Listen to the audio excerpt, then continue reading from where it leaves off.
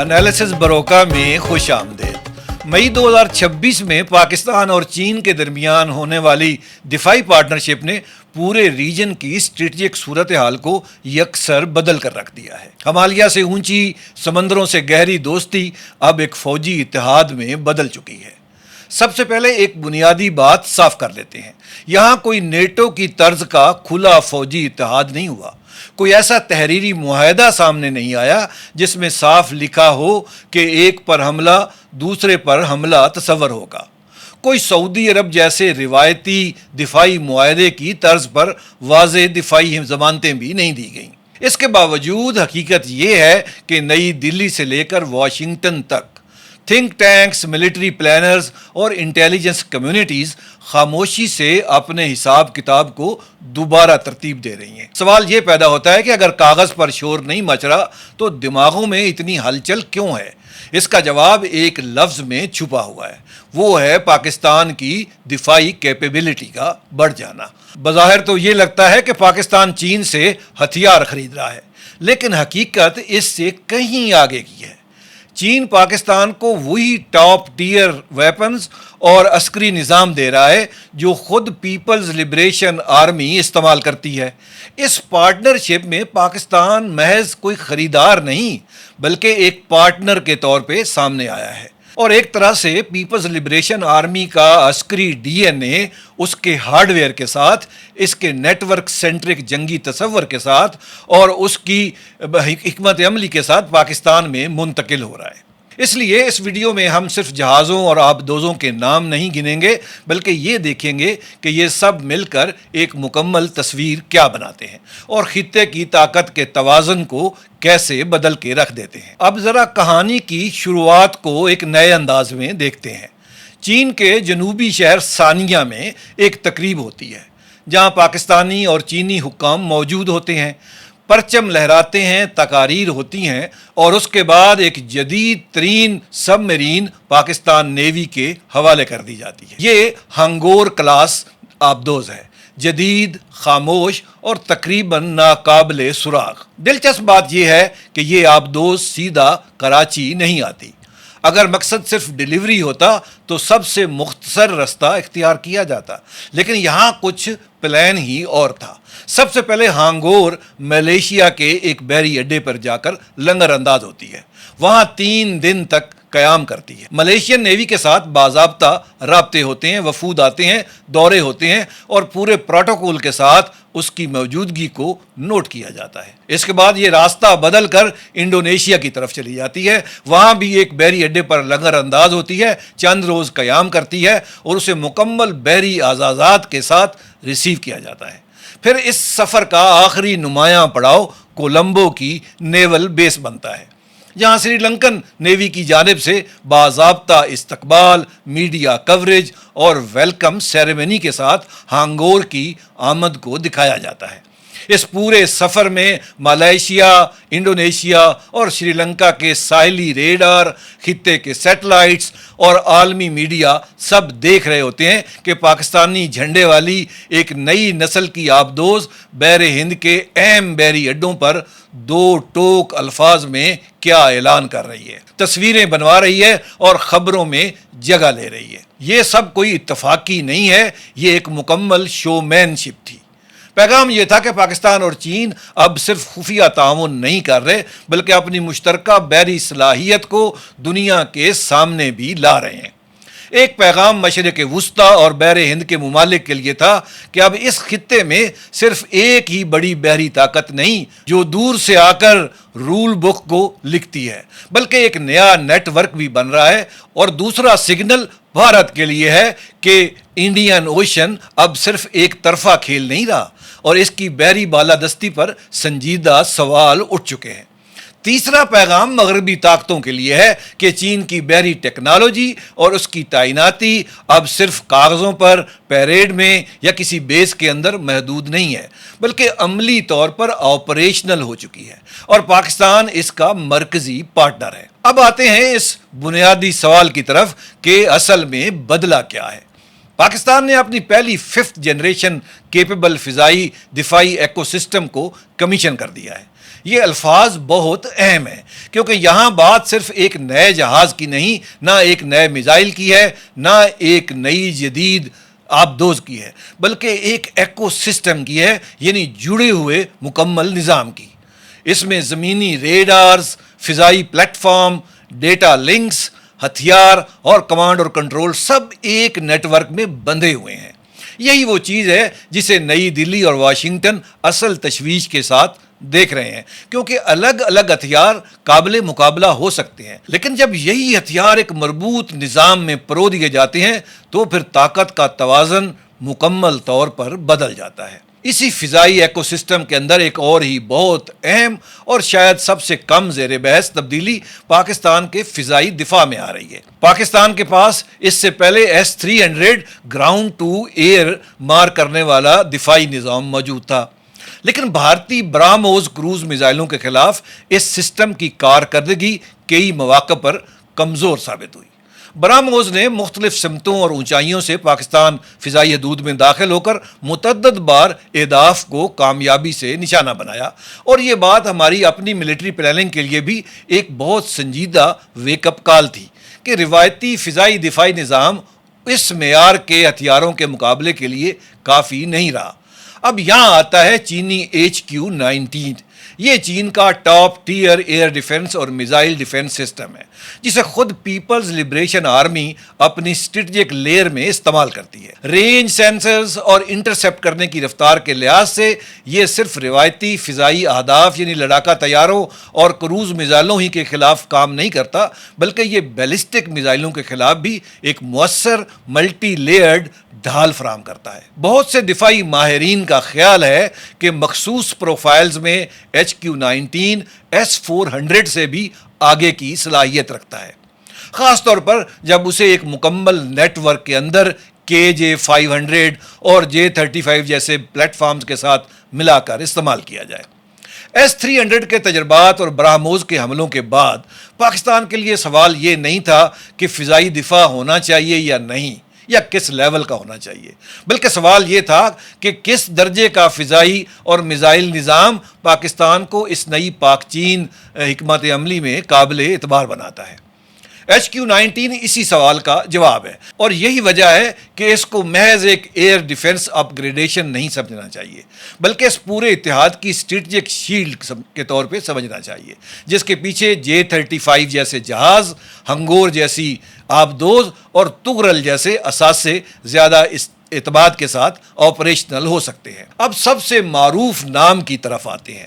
J-35 یہ 2 engines والا 5th generation stealth fighter ہے۔ اس کی 3 خصوصیات خاص طور پر اہم ہیں۔ پہلی یہ کہ اس کی شکل، ڈیزائن اور ریڈار جذب کرنے والی کوٹنگ دشمن کے ریڈار کے لیے اس کو واضح طور پر شناخت کرنا بالکل ناممکن بنا دیتی، اور اس کا ریڈار کراس سیکشن انتہائی کم رہ جاتا ہے، یعنی نہ ہونے کے برابر۔ دشمن کے کسی بھی ریڈار سسٹم پر J-35 نظر نہیں آتا۔ دوسری خصوصیت یہ ہے کہ اس کے اندرونی ہتھیار خانے اسے مکمل طور پر مسلح ہونے کے باوجود کم نمایاں رکھتے ہیں، یعنی J-35 کے اندر جو میزائل بیز ہیں وہ جہاز کے اندر بنی ہوئی ہیں، میزائل جہاز کے اندر لگے ہوتے ہیں، باہر نہیں لگے ہوتے، لہذا جب یہ میزائل فائر کیے جاتے ہیں تو یہ کوئی اپنا امپرنٹ نہیں چھوڑتے، جس کی وجہ سے دشمن کے ریڈار پر کوئی نشان تک نہیں آتا۔ J-35 کے مقابلے میں جو 4th یا 4.5 جنریشن کے جہاز ہیں جو میزائل لے کر اڑتے ہیں تو ان کے میزائلوں کا حجم دور سے واضح طور پر نظر آتا رہتا ہے۔ اور تیسری اور سب سے اہم خصوصیت ان جہازوں کی J-35 اسٹیلتھ کی یہ ہے کہ ان کے اندر سینسر فیوژن لگا ہوا ہے، یعنی یہ طیارہ زمینی ریڈارز، سیٹلائٹس اور فضائی پلیٹ فارم سے ملنے والے تمام ڈیٹا کو ملا کر کاکپٹ میں ایک مکمل مربوط جنگی تصویر بنا دیتا ہے، جس کے نتیجے میں پائلٹ زیادہ باخبر اور دشمن کم باخبر رہتا ہے۔ یہاں ایک فطری سوال یہ اٹھے گا کہ اگر یہ سب اتنا اہم ہے، 5th جنریشن اسٹیلتھ جہاز اتنے اہم ہیں، تو بھارت کے پاس 5th جنریشن اسٹیلتھ فائٹر کیوں نہیں ہے؟ کیا بھارت یہ جہاز نہیں خرید سکتا تھا؟ حقیقت اس سے بھی کہیں زیادہ پیچیدہ ہے۔ دنیا میں 5th جنریشن اسٹیلتھ فائٹر بنانے والے صرف 3 ملک ہیں: امریکہ، روس اور چین۔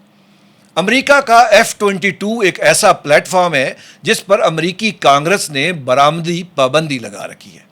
اس کو کسی بھی ملک کو نہ تو بیچا جا سکتا ہے، نہ وہاں اس کو بھیجا جا سکتا ہے۔ اسی طرح امریکہ ایک اور اسٹیلتھ فائٹر F-35 بھی بناتا ہے، جو کہ بظاہر ایک بہت پرکشش پلیٹ فارم ہے، لیکن یہ صرف ایک جہاز نہیں بلکہ ایک بند نظام ہے جس میں سافٹ ویئر، اپ گریڈز اور ڈیٹا تک رسائی بہت حد تک مینوفیکچررز کے ہاتھ میں رہتی ہے، اور بھارت کے لیے یہ طاقت سے زیادہ ایک اہم اسٹریٹجک ڈپینڈنسی بن سکتا تھا۔ یہاں یہ بتانا بھی بہت ضروری ہے کہ ابھی کچھ دن پہلے صدر ٹرمپ نے بھارت کو یہ F-35 اسٹیلتھ جہاز بیچنے کی آفر کی تھی، جسے بھارت نے اس بنیاد پر انکار کر دیا، رد کر دیا کہ یہ جہاز اس کے کنٹرول میں نہیں ہے، ان کا اصل کنٹرول تو واشنگٹن میں ہوگا۔ اب امریکہ کے علاوہ روس کا ایک اور اسٹیلتھ فائٹر جیٹ ہے، اکیلا ہی ہے جو روس بناتا ہے، اس کا نام ہے Su-57۔ لیکن روس کی اس وقت اپنی یوکرین میں جنگی مصروفیات ہیں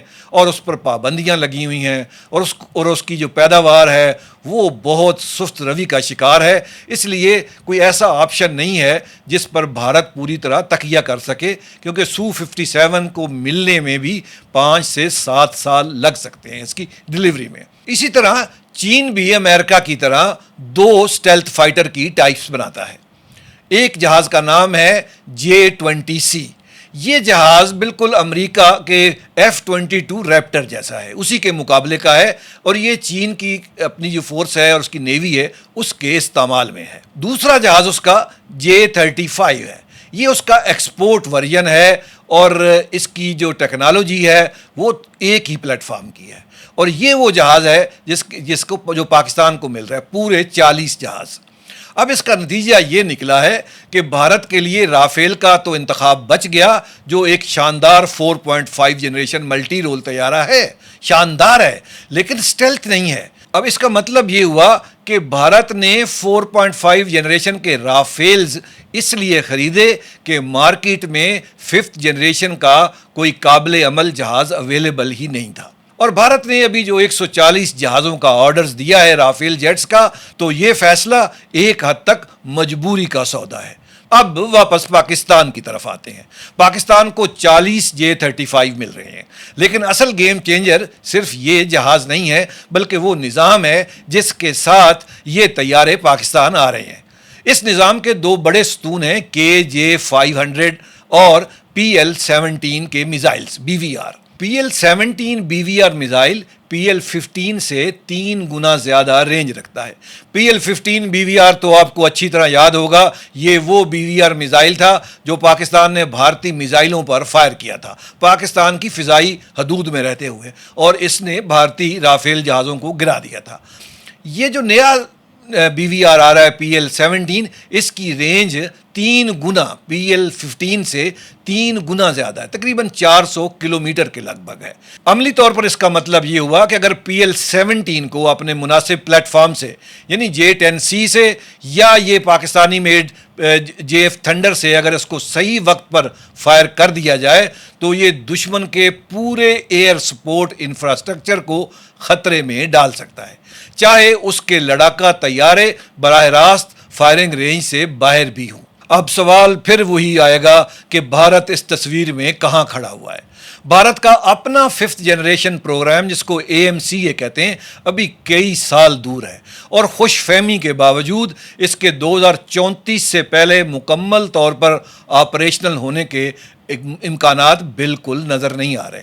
اس دوران بھارت کی فضائی طاقت کا مرکز رافیل ہی رہے گا۔ ان میں رافیل تو بہت ہی اعلیٰ، بہت ہی شاندار، one of the best, it is the best aircraft in the world right now. 4.5 generation میں it is multi role میں this is the best, it is absolute best, no doubt about this, but with a caveat یہ ہے کہ یہ جہاز جو ہے radar پہ نظر آ جاتا ہے، یا تو اس کو اپنے ریڈار بند کرنے پڑیں گے۔ جب یہ اپنے ریڈارز کو بند کر دیتا ہے تو یہ اپنی کنیکٹیوٹی کھو دیتا ہے، اس کو پھر ڈیٹا ہی نہیں مل سکتا. تو اس جہاز کی مجبوری یہ ہے کہ اپنے اسپیکٹرا ریڈر سسٹم کے ساتھ اور اپنے میٹیور میزائلوں کے ساتھ اس کا یہ جو ہے یہ جو جہاز ہے یہ نظر آتا ہے. جب یہ اپنی اڑان بھرتا ہے تو اسی وقت سے یہ نظر آنا شروع ہو جاتا ہے, اور یہی اس کی سب سے بڑی کمزوری ہے, اور اسی کمزوری کو پاکستان نے یہ مئی میں 2025 میں ایکسپلائٹ کیا تھا. اور اب میں آتا ہوں اپنے تجزیے کی طرف. میرا تجزیہ اس بارے میں بہت صاف ہے. اگلی پوری دہائی بھارت کے لیے ایک نازک دور ہے اور پاکستان کے لیے ایک موقع ہے. پاکستان کی ایئر ڈومیننس مکمل ہو جائے گی, اور اب سوال یہ اٹھے گا کہ پاکستان اس کو کیسے استعمال کرتا ہے. یہ ساری بحث اگر صرف پاکستان بھارت فریم ورک میں رک جائے تو تصویر ادھوری رہتی ہے. بھارت کی تشویش زیادہ تو ہتھیاروں کے توازن اور فضائی و بحری برتری کے سوال کے ہی گرد گھومتی ہے. آج کے ویڈیو میں ہم نے ایسٹس کی بات کی کہ کس طرح یہ ایسٹس ابھی 2026 کے آخر تک طاقت کا توازن بدل کے رکھ دیں گے. یہ توازن کس طرح بدلے گا اور اس کا اس خطے پر کیا اثر پڑے گا, یہ آج کے ویڈیو میں مکمل طور پر میں بتا نہیں سکا وقت کی کمی کی وجہ سے. اس کے لیے میں نے ایک اور ویڈیو تیار کیا ہے, اس کی پوری جیو پولیٹیکل جو امپلیکیشنز اس کے اوپر, جو آپ کی سکرین پر جس کا تھم نیل ابھی آپ کو نظر آ رہا ہے. میرے آج کے ویڈیو کے بعد کل اس والے ویڈیو کو بھی ضرور دیکھیے گا, کہانی مکمل آپ کو سمجھ آ جائے گی. آج کے ویڈیو میں بس اتنا ہی. مجھے اب اجازت دیجیے. اپنا اور اپنے دوستوں کا بہت خیال رکھیے گا. خدا حافظ و نگہبان.